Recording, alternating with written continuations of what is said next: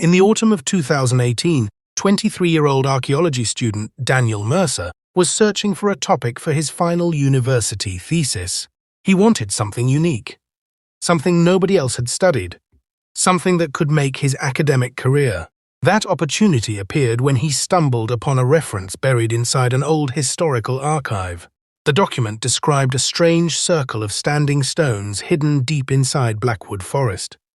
There was only one problem. Nobody seemed willing to talk about it. The few mentions Daniel found all ended abruptly. Records disappeared. Maps were altered. Even local historians refused to discuss the location.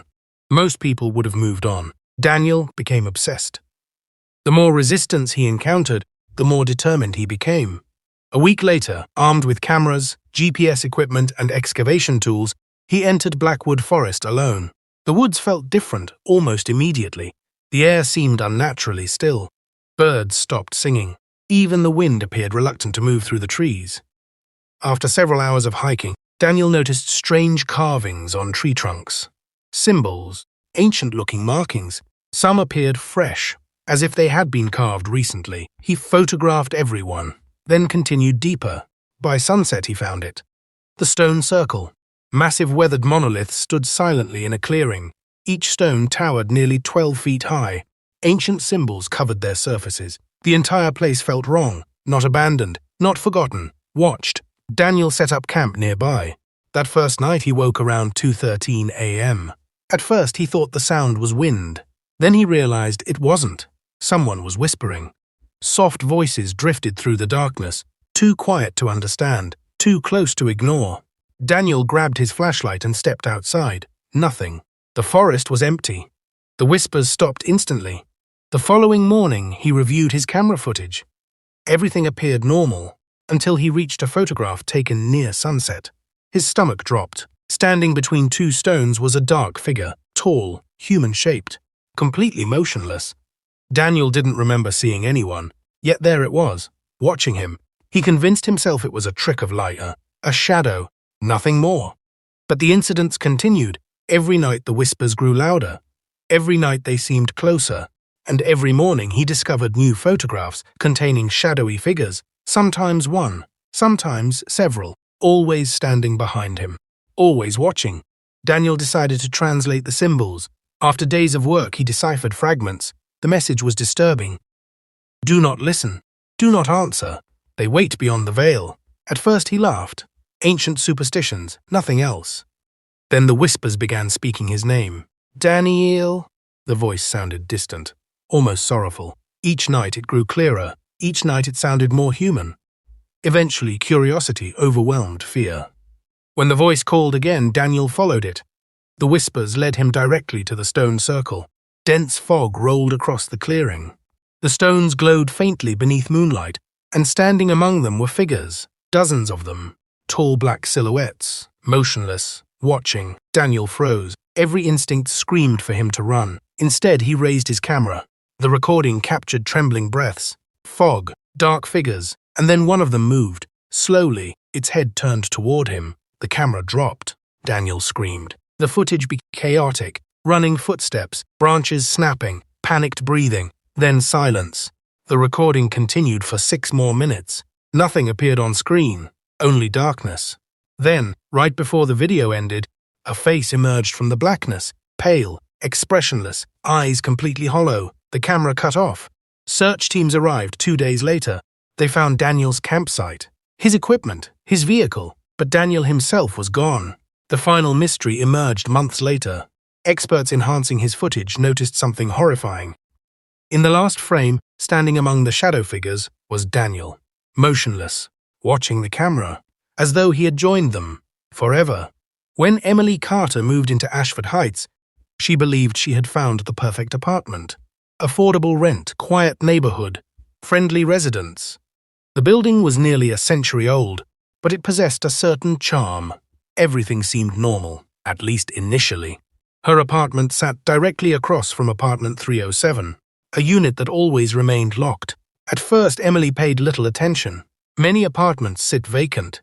Nothing unusual about that. Then strange things started happening. Every night around midnight she heard sounds coming from apartment 307. Footsteps, furniture scraping, doors opening and closing. The noises continued for hours, yet nobody ever entered or exited the apartment.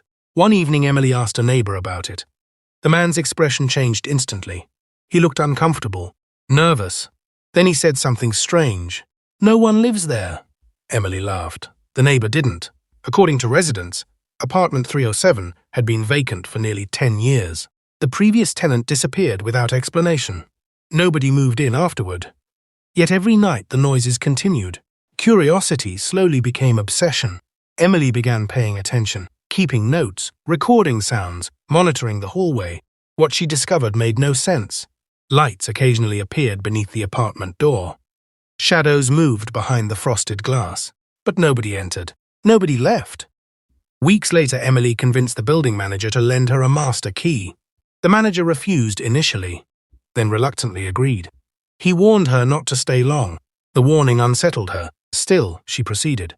One rainy afternoon, Emily unlocked apartment 307. The door creaked open. Dust covered every surface. Furniture sat untouched. Cobwebs filled corners. The place appeared abandoned, yet something felt wrong. The air carried a faint smell, not decay, not mold, something older, something human. As she searched the rooms, she found nothing unusual, until she opened a bedroom closet. Inside sat dozens of photographs, her photographs. Emily nearly dropped them. Every image showed her, sleeping, reading, watching television, inside her own apartment, taken from impossible angles. Some had been captured only days earlier. Terror flooded her chest. Someone had been watching her. The question was how. She searched frantically, eventually discovering a hidden vent connecting both apartments. The realization made her sick. Then she heard footsteps inside apartment 307, directly behind her. Emily turned. Nobody stood there, yet the footsteps continued, slowly approaching, one step at a time. She ran, but before reaching the door, she noticed something unusual. A loose floorboard. Beneath it was a hidden room, a narrow chamber concealed between walls. Inside she found a mattress, fresh food wrappers, recent newspapers. Someone had definitely lived there. Someone had been watching her. Police launched an investigation, yet their findings made everything worse. No fingerprints, no DNA, no evidence of habitation. According to forensic teams, the hidden room had been empty for years. The photographs vanished during evidence processing. No officer could explain where they went. The case remained unsolved. Emily moved out immediately. 3 months later, she received a package. No return address. Inside was a single photograph, taken the night before, showing Emily asleep in her new apartment. The message written on the back contained only 4 words. "I still see you." Some legends survive because they're true.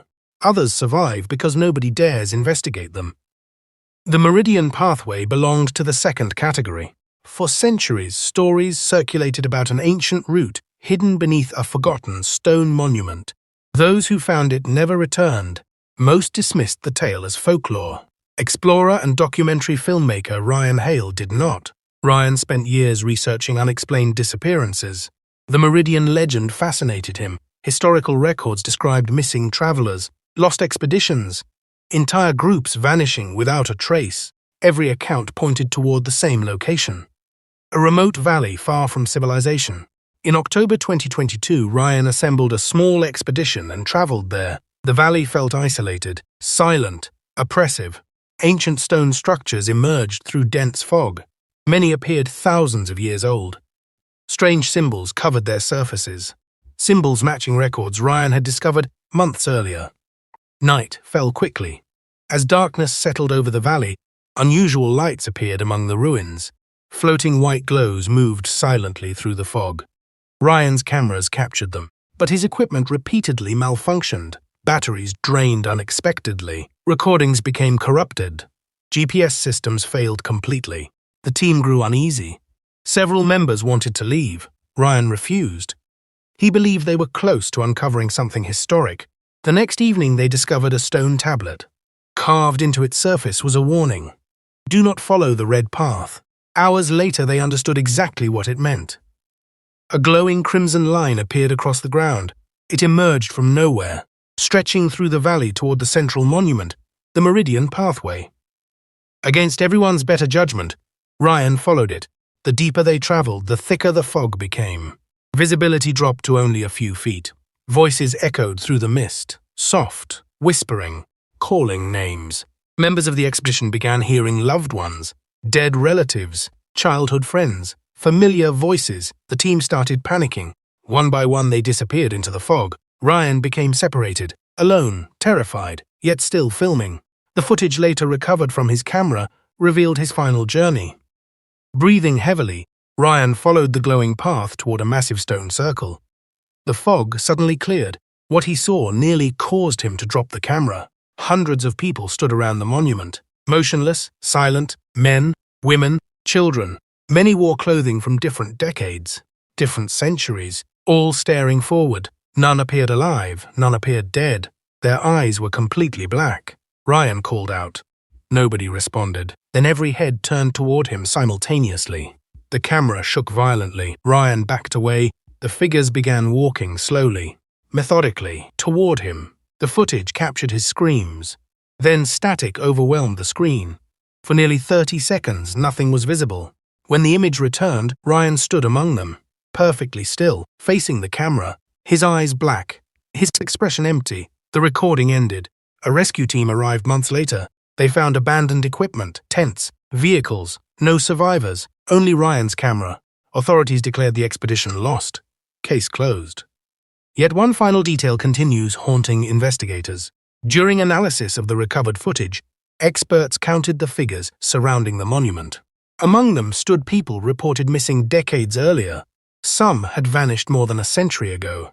And every year since, new researchers claim to see additional figures appearing in the fog, standing silently around the stones, waiting, watching, for someone else to follow the Meridian pathway. Outro: 3 mysteries, 3 investigations, 3 endings no one could explain. But perhaps the most disturbing possibility is this. What if these stories aren't isolated incidents? What if some places hide truths humanity was never meant to discover?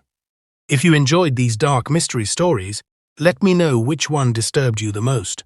And remember, some mysteries are better left unsolved.